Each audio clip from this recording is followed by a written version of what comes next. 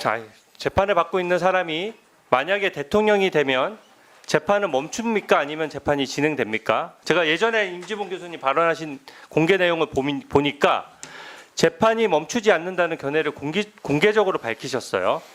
그러니까 헌법 제84조에 대해서 임 교수님께서는 소추는 기소의 의미로 좁게 봐야 한다. 그리고 대통령 취임 전에 이미 진행 중인 재판을 정지하거나 중단할 명분이 전혀 없다. 이렇게 말씀하셨고요. 헌법 84조는 대통령에게 주어지는 특권 조항인데 엄격하게 해석해야 된다. 넓게 확대 해석하면 권한 남용을 정당화시킨다. 이렇게 지적한 바 있습니다.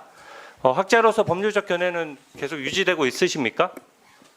아니 근데 그러니까 헌법 80조 재판을 받고 있는 사람이 대통령이 되면 관계죠? 재판이 멈춥니까? 아니면 재판이 진행됩니까? 제가 아까 그 법률적 견해의 일관성에 대해서 여쭤보는 거예요. 재판이 멈춥니까? 아니면 재판이 진행됩니까? 저는 최상목 부총리 이제 탄핵 청문회에 관한 네, 좋습니다. 들어가십시오. 답변하겠습니다. 들어가십시오. 네. 아니 참고인이나 증인은 기본적으로 그 객관성이 생명입니다. 법률적 견해를 밝히거나 학자로서 견해를 밝힐 때는 학자의 양심에 따라서 모든 견해에 대해서 객관적으로 밝힐 수 있어야 되는 것이거든요. 이재명 대표 관련해서 만약 대통령이 되면 재판을 멈추냐 안 멈추냐 이 부분에 대해서 이미 임 교수께서는 지난번에 분명히 재판이 멈추지 않는다라고 발언하고 그 공개된 발언이 언론 보도에까지 나왔는데 여기에 대해서 답변을 못 하시잖아요. 그러니까 아까 그 답변 내용에 대해서도 어떻게 보면 학자로서의 견해는 저는 존중하지만 이게 지금 정치적인 편향성이나 시각을 가지고 증언해서는 저는 객관적인 증언이 안 된다라고 생각합니다. 답변을 못한 게 그리고- 아니라 안 드린 겁니다. 본 사안하고 아무 관계 없는 이야기를 질문하셨기 때문입니다. 들어가십시오. 네. 법문. 네. 답변 당연히 하죠. 아니 아까 그때 답변을 못 하겠다라고 하니까 말씀드리는 거예요. 자, 양쪽 다 조용히 하시고요. 주진우 의원 계속 질의하세요. 네. 법무 차관님. 네. 네. 지금 저는 이 탄핵 난발 상황에 대해서 좀 몇 가지 좀 확인하려고 하는데요. 네. 저는 이 헌재에서 탄핵 소추가 남용됐냐 안 됐느냐 이거를 헌재가 다루는 것 자체가 헌정사에 되게 부끄러운 장면이라고 생각합니다. 이게 탄핵이 남발되는 거에 대해서 헌재가 남용으로까지 볼 수 없다라고 어떻게 보면 국회에 대해서 말을 한 것이 면죄부를 준 게 아니거든요. 지금 예전 탄핵 사유를 보면 방통위 같은 경우에는 방통위원장이랑 그 직무대행 4명을 무려 연속으로 탄핵했고요.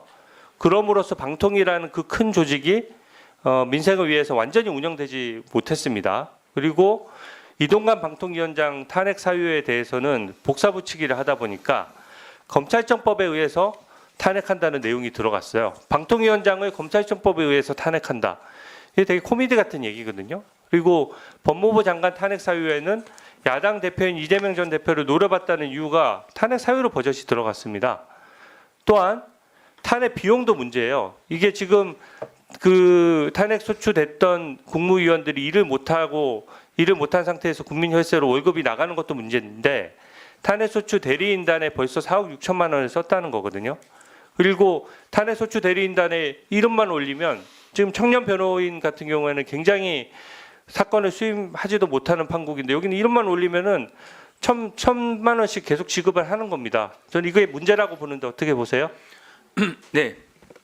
기본적으로 우리나라가 대통령제 국가고 의원내각제 요소가 물론 있긴 있습니다만 기본적으로 의원내각제 요소에서 의원내각제 국가에서 있는 내각 불신임 제도 우리나라에 없습니다. 그런데 탄핵 소추는 소추되는 순간부터 직무가 정지되기 때문에 어떻게 보면 내각 불신임 제도가 없다고 하는 우리 헌법상 정신을 고려해서 탄핵 소추에 있어서는 최대한 신중을 기해야 된다는 게 제 생각입니다. 네, 수고하셨고요. 주진우 의원님, 제가 잠깐 못 들어서 그러는데 그 탄핵 소추 변론 비용 국회 예산 혹시 얘기하신 겁니까? 그 부분은 그러면 제가 좀 말씀을 드려야 되겠습니다.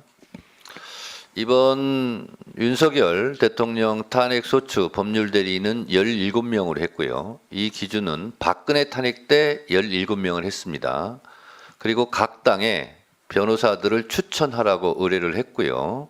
그리고 소추단도 구성했는데 국민의힘에서는 공식적으로 참여하지 않겠다 이렇게 얘기를 해서 말씀드립니다. 그래서 조국혁신당에서도 추천했고 그래서 17명으로 구성했고요. 그리고 이것은 국회 규칙에 따라서 변호사비를 책정을 했는데 제가 보니까 국회 규칙이 잘못돼 있더라고요. 예를 들면 개인으로 하면 1,100인데 1,100만 원인데 로펌으로 하면 4명이 1,100만 원 가지고 나눠 갖는 거예요. 그래서 제가 소추위원으로서 굉장히 변호사들에게 오히려 200~300만 원 가지고 지금 변호사 활동을 한 거거든요. 그래서 죄송하다는 말씀을 드리고, 그리고 다른 소추 사건 같은 경우는 여야가 동시에 한 명씩 동수로 변호사를 추천해서 같이 했습니다. 그래서 민주당에서만 일방적으로 변호사 비용을 썼다, 이런 부분은 팩트가 아니다.